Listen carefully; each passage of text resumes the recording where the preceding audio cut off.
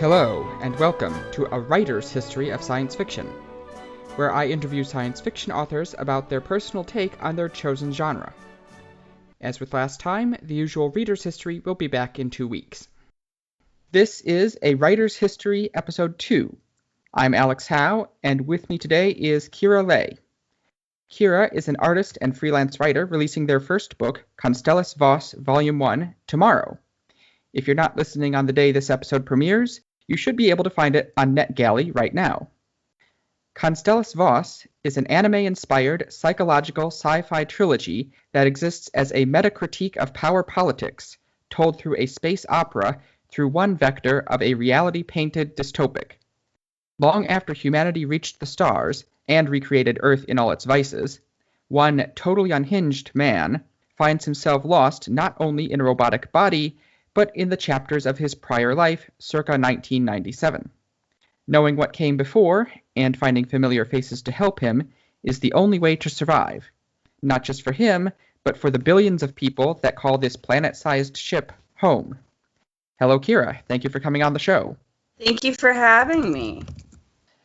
So, an anime-inspired meta-critique of power politics. Where did this story come from? And for that matter, what does that mean? All right. It came from growing up with IPs like Ghost in the Shell, even Deep Space Nine, a lot of cyberpunk entries, and then fast forward to now where, though I appreciate a lot of the science fiction media that's going around, I kind of crave maybe a little more of an eclectic fly by the seat of your pants, Fifth Element type of thing. So I was looking more towards the 90s past. To explain, the intro, which is, I guess, a little convoluted, I would possibly just say I really like literary and media-based puzzles. So making something that may seem at first to be, a kind of goofy, Buffy-esque space romp, and then giving readers something to tease out that addresses systems of disenfranchisement, even in contemporary life, is what I'm looking to do. Okay. So you did a lot of name dropping there, and I do know many of those properties. So who or what would you consider to be your biggest influence in your writing? Literary-wise, I'd say writers like Dostoevsky, to be honest. Like, I'm a big Russian lit person, but basically only on, two fronts. All the other stuff is predominantly anime, TV series like DS9, obviously, Farscape, but I'm, a big anime and manga nerd, to be honest. I'm a big DS9 fan, so Really? That's I think amazing. we have common ground there. I'm excited. Everybody, always likes the other ones, but Deep Space Nine was my favorite in terms of character building, just the themes, and Sisko's awesome. He's just fantastic. Yeah. In the episode that's dropping on April 5th, I talk about how I'm a big Star Trek fan in general. Oh, that's great. I love Star Trek. And I do get the appeal of visual media as an inspiration for prose. Definitely, because it's not just the visual, it's the music, it's the atmosphere. I'm a very visual person coming from an arts background.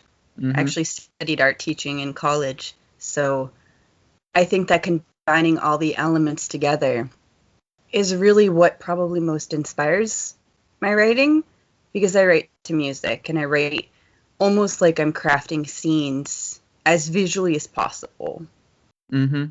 So you taught art history? Oh, no, art education. Art education. Yeah. I had a plan to go into higher education or perhaps high school. The focus was mostly digital art, since I always had a background in computers, Photoshop, web development, stuff like that.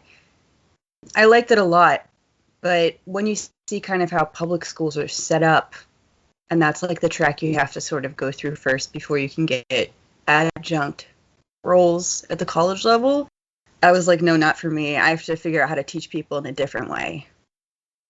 And how did you get from there to being a sci-fi writer?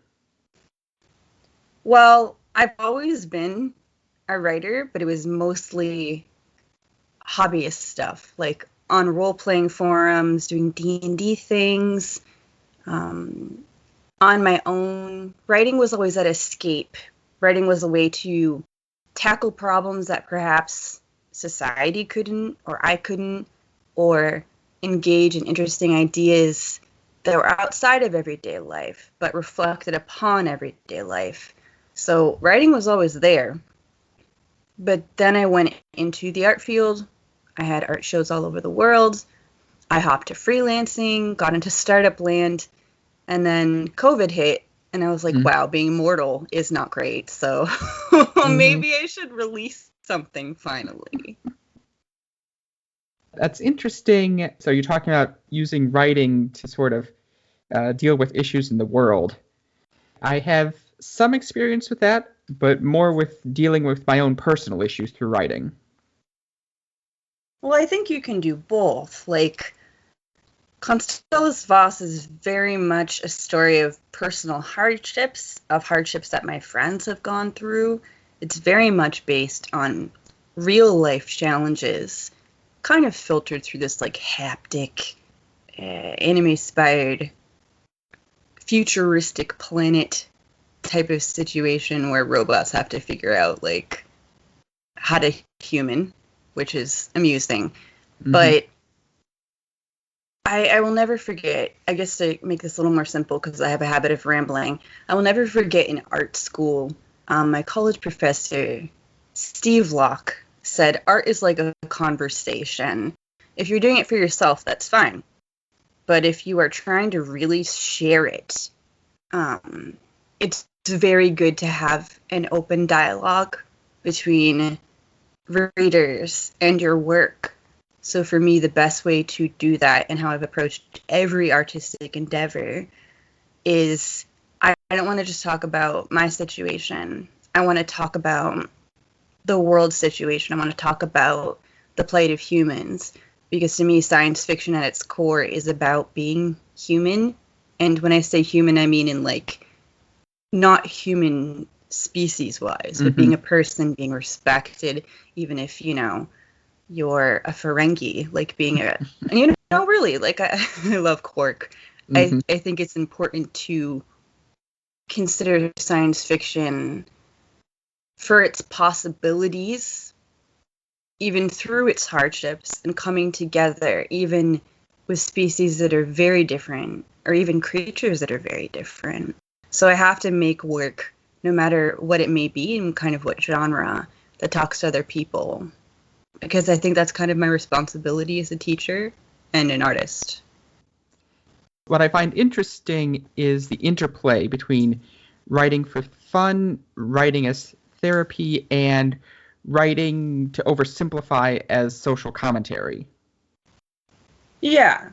I mean, I think they all serve a space, and that's one of the reasons why I like creating literary puzzles where, like, perhaps if you read it one way, you're only going to get my personal journey. If you read it another way, you might get the social critique. If you read it another way, you might just get some, like, very out there anime-inspired story.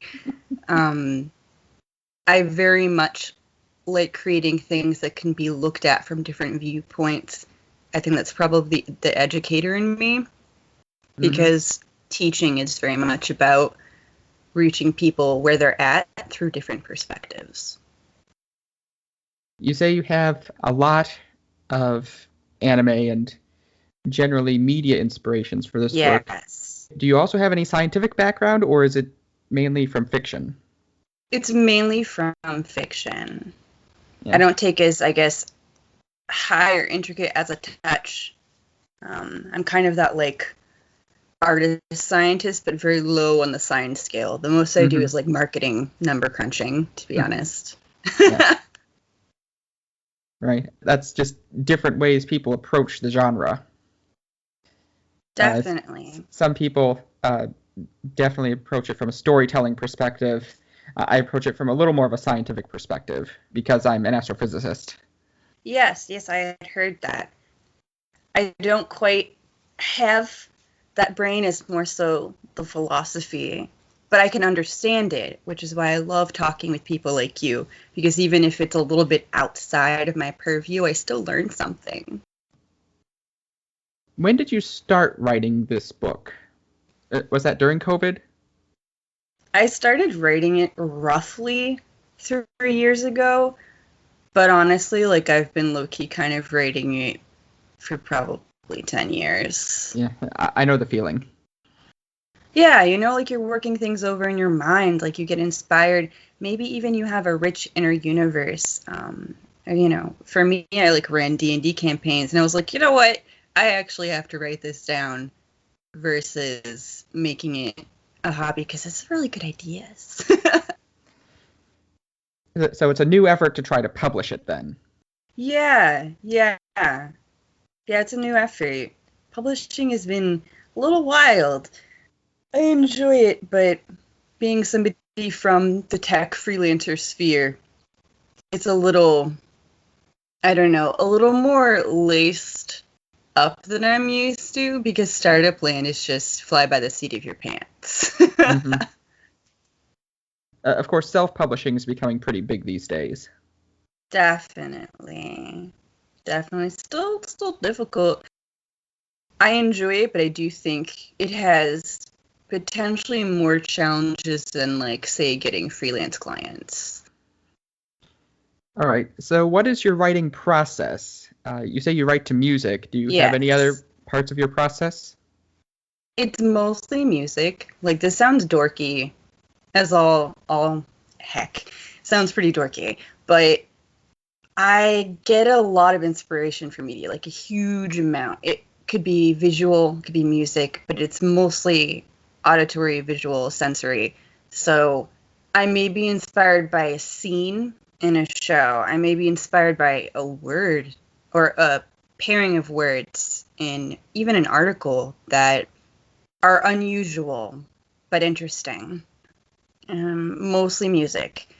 And I'll sit down and try to imagine the scenes in my head as I'm writing, and then I kind of low-key write to the beat. So even though I write pretty fast and I read pretty fast, I measure that against the song, because I feel like I'm trying to construct something that has more dimension than words. I want to make something that is tactile, is auditory, is visual, but I don't know how to animate. So I'm writing. Like, I don't know how to animate. I can draw, I can paint, but animation, that's hard. Yeah, if I'm really on a roll, I can approach this idea of writing to the beat. But I really need to have a clear idea in my head of what I'm doing. Oh yeah, no. I'm I don't know, I'm the chaos artist who thrives in just trying. If I plan almost anything, like, I can plan it halfway through if I feel like something I'm creating is, like, going a little off the rails, or I don't have a clear end goal. Like, I think halfway through, actually, Constelis Voss is a trilogy. Halfway through the second book, I was like, I actually don't know where this is going. So I had I had to make a bullet point list and then fill in through what I was trying to do. But I'm 100% that artist that, like, if I plan something down to the letter, it's going to come out really self-conscious. It'll come out forced. It won't come out from, like, an empathic, intuitive way. And that's the same way when I address painting. If I'm planning it out, it's coming out stiff.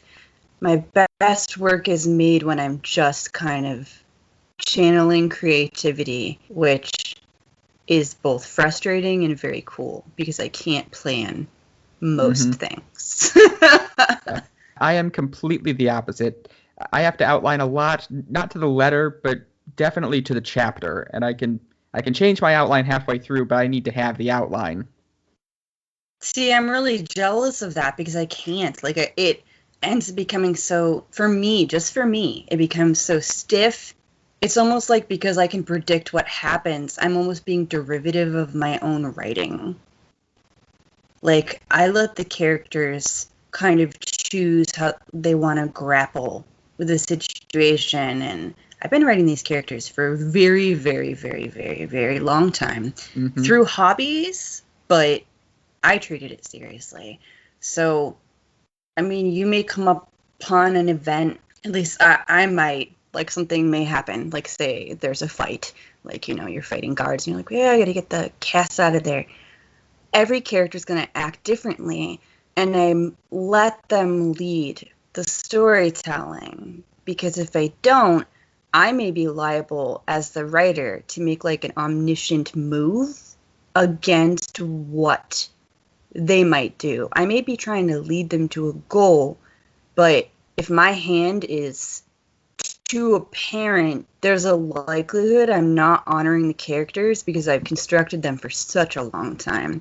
So all that might sound a little cuckoo bananas, but yeah, I think it's just a different way to approach writing. It's like if you have such a solid idea of your character, sometimes it's almost easier to set up an obstacle and then grapple with that obstacle through their eyes.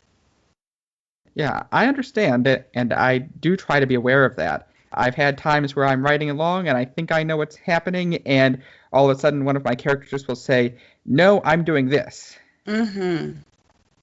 Yeah, and that can sometimes, like, throw you off. I mean, my basis for writing comes from role-playing games, like forums where you write with other people, and you have to be consciously aware of the ever-shifting story narrative because you have no control over what your partners are going to do. Like, you'll drop down a bad paragraph and then somebody drops down something else that changes every single context. So it's very much think on your feet, and not presupposing, I guess, what another character might do. So maybe that's where the fly by the seat of your pants thing comes from. I don't really know.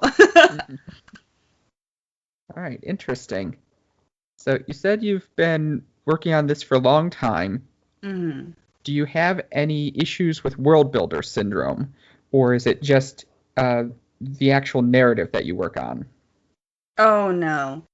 I'm probably going to be really annoying, and you might hate me for this. I'm not super into, like, the huge world building stuff. I feel like the world building stuff, like, has to come fairly organically. If you have readers who are not used to the environment, you either have to go with a character who has never experienced the world, or stuff is, like, kind of new for them.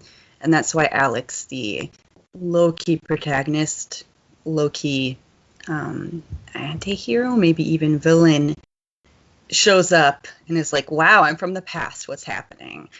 I'm not super into the intricate, finite details of the world, because I find that if a world is alive, if you're writing it like it's living, chances are some things are going to change. Not universal laws of how stuff works, but people are too varied and environments are too influenced and able to influence the characters within them. So I don't end up being a stickler for, like, world building stuff. I'm more about the narrative and trying to get the characters to have satisfying character arcs and also grow. It's really nice reading a character overcome something and have it feel meaningful. I think that makes sense for writing by the seat of your pants. I suspect world builder syndrome is more an affliction of outliners. Oh, yeah. What is this syndrome? Like, explain it in your words. Basically spending all your time on world building and not actually getting around to writing. Yeah. I mean, that intricateness is really interesting. But yeah, you can get stuck. It's one of the reasons I don't get hyper fixated on that stuff, because if I do, then I probably would sit there and make a big old world and then be like, wow, nobody's doing anything. Like, what do I do? Might as well, like, design a game in RPG Maker or something, like, if I'm going to go that far. Yeah. And there are people who enjoy just doing the world building, but I actually tried to do the writing. Yeah, that's good. I'm glad that you're aware of that because it can be kind of a trap. Yeah. So what's next on the horizon for you besides the rest of the trilogy, or do you have plans out that far? Like future goals? Like how far in the future? Just future writing plans, if you have any. I may want to do offshoots because despite being not meticulous about, say, Constelis Voss's world, I am pretty meticulous about the characters. So I may want to do a prequel. I may want to do just even maybe a series of really small vignettes in a way. But ultimately, I want to animate a pilot for an anime. All right, sounds fun. Yeah, I think so. I think writing should be fun.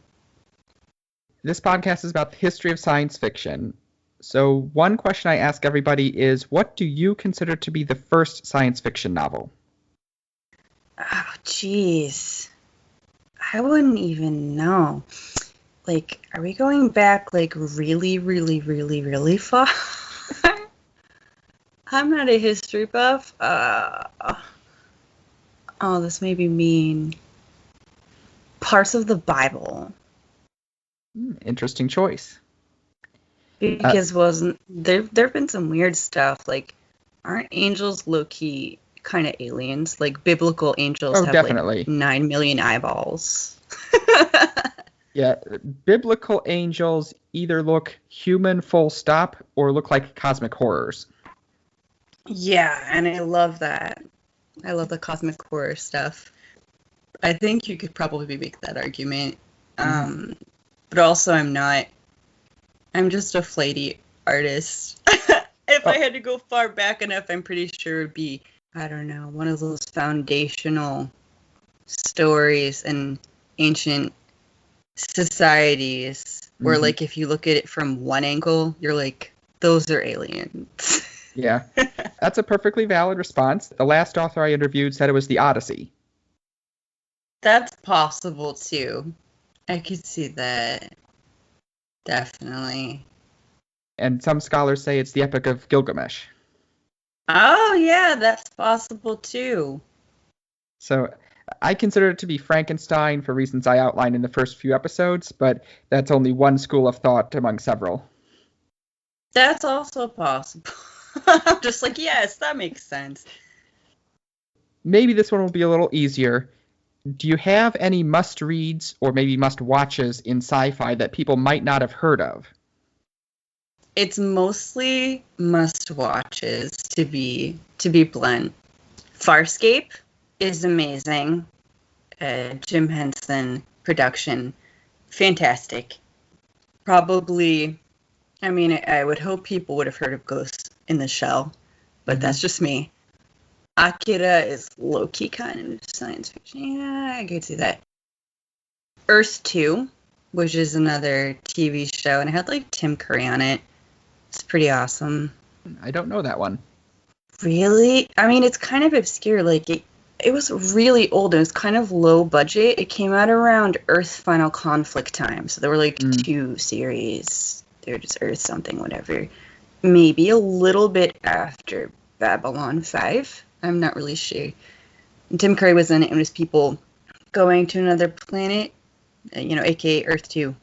And it was interesting because, like, there was basically no water on the planet, and I literally think the show was canceled. But watching that as a kid and being like, wow, I actually didn't consider what would happen. I was very young.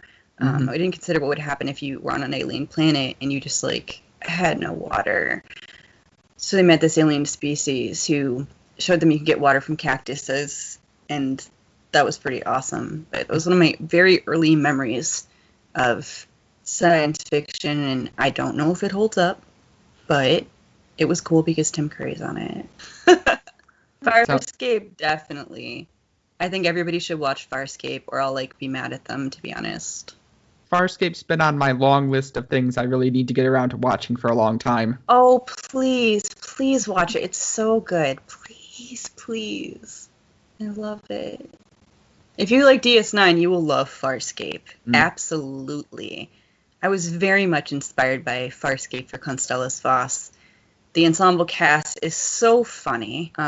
It's so human. And when I say that, like I said before, like personhood, it's so approachable.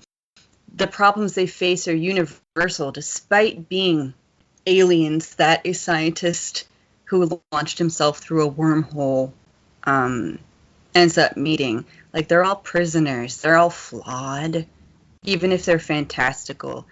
I think Farscape is probably a huge inspiration for my story because I think it's very important to tell stories that touch on a really deep, empathetic level and also have a lot of humor. I really like humor.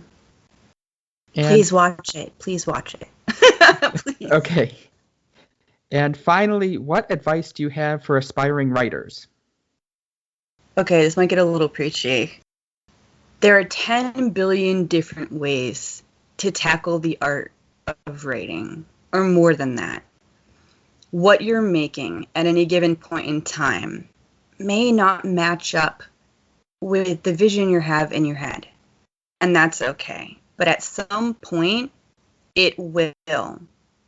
And moreover, your vision will really never be exactly the same as someone else's.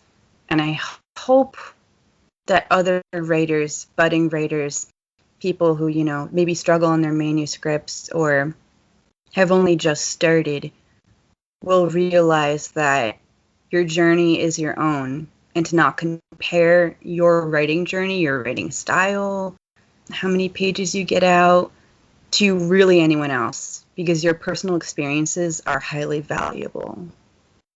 All right. Good advice. Thank you. Kira, thanks again for the interview. And Constelis Voss Volume 1 is on NetGalley now or should be very soon. So check it out. Thank you so much. This has been A Writer's History of Science Fiction. As with last time, this interview will be part of the regular Reader's History of Science Fiction playlist, available pretty much anywhere you listen to podcasts. If you want to see more of my work, including some short fiction, you can visit my website, sciencemeetsfiction.com, and Kira's website can be found at constelisvoss.ml, linked in the description. In the next episode, going back to the Reader's History, we will be taking a dive into another topic that became popular in the New Wave, feminist science fiction. Thanks for listening.